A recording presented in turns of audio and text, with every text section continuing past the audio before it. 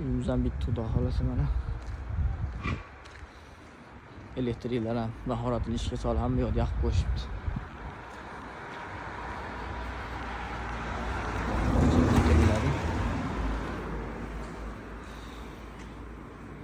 Muzlab qolib turbalarimizni erityapmiz. Ko'm borsiz ham mayli muzlamaydigan qil. Uyimizning holati. Kanserlar choshlarimiz ham mana yuribdi. Kech bo'lishiga qaramasdan. Mana bu joyda bismillah. Tashqi sanuzelimiz. Bu yerda chashagan qo'yilgan. Akfa bilan to'sib olaman dedi keyin. Xo'p, kir mashina bo'ladi, rakvina bo'ladi. Bu yerda ayollar uchun de kattalarni qilib beraman dedi haligi. Ular kir yuvib, ular ayollar xonasi deb olib aytgan. Isitadigan sushilka bo'ladi, bu yerda boiler turadi. Mustahabga chiqarganmiz. 30 tonnali suv filtrimiz. Chistotni Shimji chistotni nasos. Shimjiga ham shunaqa nasoslar chiqibdi, yaxshi. Faqat oddiy nasos chiqarardi. Yaxshi. Bu yerdan chiqib, eshikni yopib qo'yamiz-da. Endi hali ustalar hammasini tugatib, hozircha bardayroq.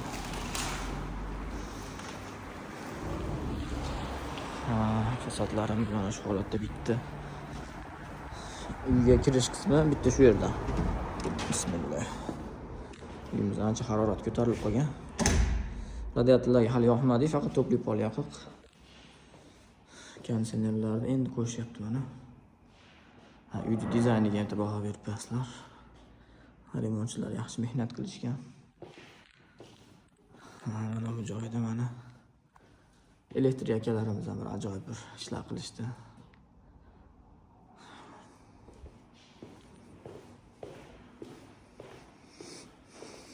Bu kuxnya membirlar endi yig'ilyapti. Ro'parada sanuzel bor.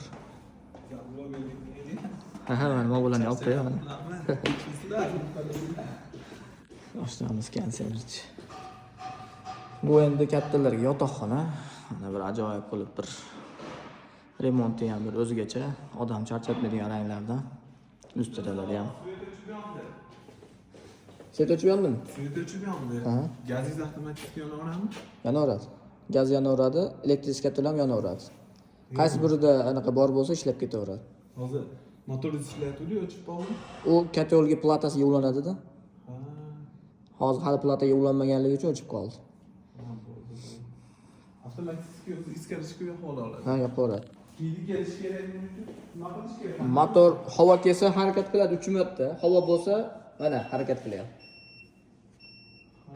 Havoda o'zi bo'lsa yana o'chadi, yana gaz kelganda yana harakat qiladi.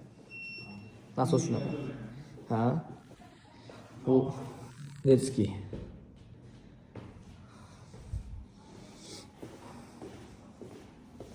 Bu joyda katenligimiz joylashgan. Mana holatda mana gaz katolimiz hozir svet o'chib yongani uchun bu yerda gaz nasos bilan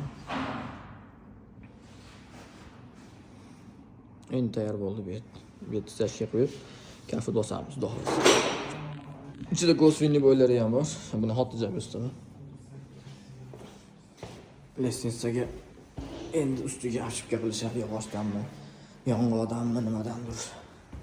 Ikkinchi etajga chiqqanda qo'l mana shu holatda. Bular endi asosiy mehmonlar uchun mo'ljallangan katta bitta zal. Mana bu undan ham katta zal. Eshitakalarimiz avtobusi qo'yib qo'yibdi. Mana kattaligi telefonda uncha bilinmaydi-yu, taxminan 10 ga 10 razmerda. Remontlar ajoyib holatda. Mana bu yana bitta katta zal. Bu ham 5 ga 11 mi 12 mi chiqsa kerak. Mana shu holatda endi men axlab o'tganimiz kelmadi. Eshiklar endi ro'da fenalab ketishdi. Bu yerda sanuzelimiz bor. Mana bu joyda asosiy bismillah kattalar uchun yotoqxona bo'ladi. Ichida sanuzellari bilan bo'ladi.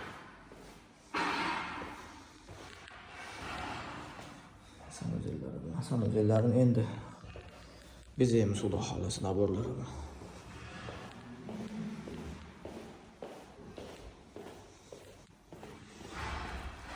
Yollah. Shunaqangi holatda qilindi.